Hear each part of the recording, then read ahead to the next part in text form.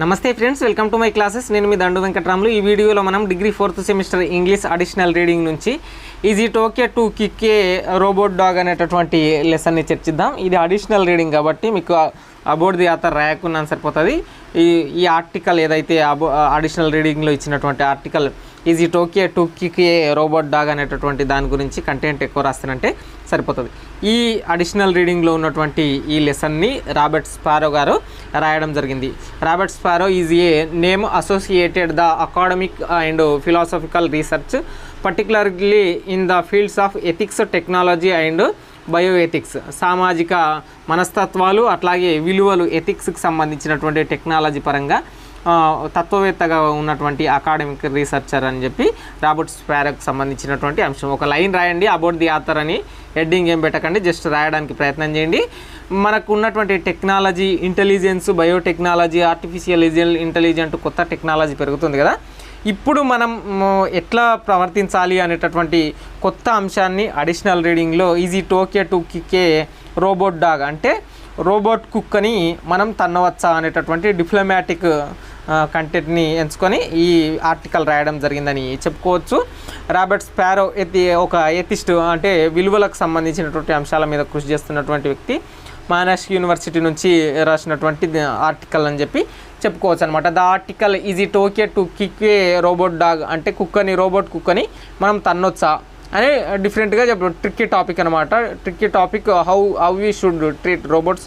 మనం రోబోట్లోనే ఎట్లా ట్రీట్ చేయాలి. మన నార్మల్ కుక్కలను అయితే మనం ప్రేమిస్తుంటాం కాబట్టి మనల్ని ఇప్పుడు పెట్ డాగ్స్ అట్లాంటివి ఉంటే మనం పెంచుకుంటాం, వాటిని ఏం తన్నం, కొన్నిసార్లు కోపం వస్తుందంటే కొడతాము, అట్లాంటివి చేస్తుంటాం. కానీ రోబోట్ డాగ్లను తన్నడం ఎట్లాంటిది చర్య అనేటటువంటి అంశం మీద చర్చించడం జరిగింది. ఇందులో 3 కంటెంట్లు ఎక్స్ప్లెయిన్ చేయడం జరిగింది. మొదటి కంటెంట్, రోబోట్ డాగ్ ఒకరి ఆస్తి లేదా మిషన్, దానిని తన్నడం ఎలా సరవుతుంది అనేటటువంటి అంశం.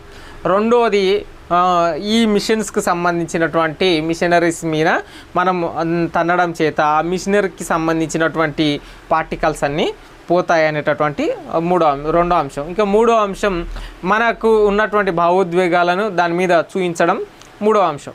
ఇందులో కొన్నిసార్లు రోబోట్ డాగ్స్ అనేటటువంటి చిన్న చిన్నవి మన భారతదేశంలో లేవు, కానీ మిగతా దేశంలో రోబోట్ డాగ్స్ హోటల్స్లలో కానీ కొన్ని చోట్లలో గార్డెన్లలో కానీ అట్లా పెట్టుకుంటారు అనమాట. ఆ రోబోట్ డాగ్స్కి సంబంధించి అక్కడ వాళ్ళు ఏదైతే వాళ్ళకి సంబంధించినటువంటి ఇరిటేషన్, కోపం మీద వస్తేనంటే రోబోట్ డాగ్ల మీద చూపించడం, తన్నడం లాంటివి జరుగుతుంటాయి అన్నమాట. కానీ మీకు నిజ జీవితంలో అయినా మనం నార్మల్గా ఏం చెప్తాం, ఒక రోబోట్ని తన్నడం ద్వారా మన కాళ్ళకే నొప్పి అవుతుంది. మనం తన్నడం లేదా కొట్టడం మన చేతికే ఇబ్బంది, ఎందుకంటే అదొక మిషన్, అది డ్యామేజ్ అవుతుంది. కాబట్టి అదర్ వ్యక్తిది అయితేనంటే ప్రాపర్టీ డ్యామేజ్ అవుతుంది. అది ఒక machine.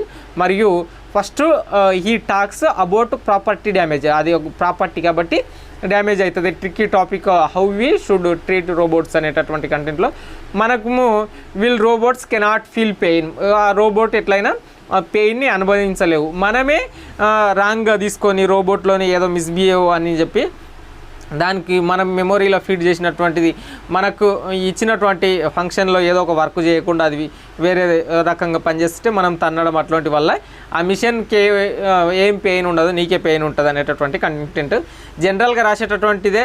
Is it okay to kick a robot dog అనేటటువంటిది మీరు రాంగ్గా రైట్ అనేటటువంటి కంటెంట్ రాయకండి.